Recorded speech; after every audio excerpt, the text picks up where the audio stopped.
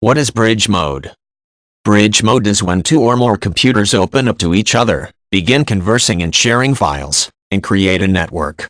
To enter bridge mode, the wireless access points, WAPs, must be able to talk to WAPs from other computers. There are two types of modes, point-to-point and point-to-multipoint. The first lets one computer talk to another, while the second lets one computer talk with many.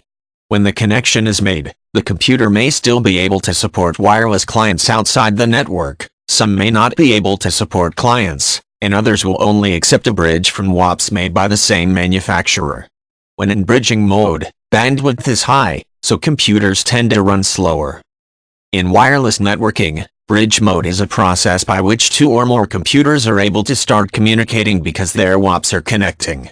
When the network is created, this allows the computers to directly share documents and files, and intimately connects the computers in a wireless network.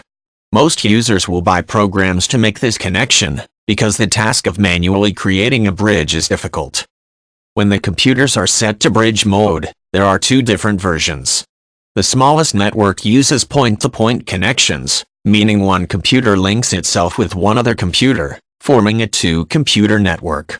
In point-to-multipoint, the one computer is able to network with many other computers, typically without a number restriction, allowing for access to more computers and files. Point-to-multipoint may be less secure, because it connects with many computers and raises the chances of an attack, but safety is usually not a problem, especially if the user knows the other computer users. If someone nearby is trying to use wireless internet, then it typically can connect to a computer or router to get to signal. When bridge mode is used, some bridges may still allow the person to get a signal, while others will ban any outside computers from using the wireless signal. Others bridge modes will only allow WAPs from the same manufacturer to connect. A disadvantage to using bridge mode is that the bandwidth costs are high. The computers share the bridge device's bandwidth and, because it is constantly connecting the computers, it uses a lot of bandwidth.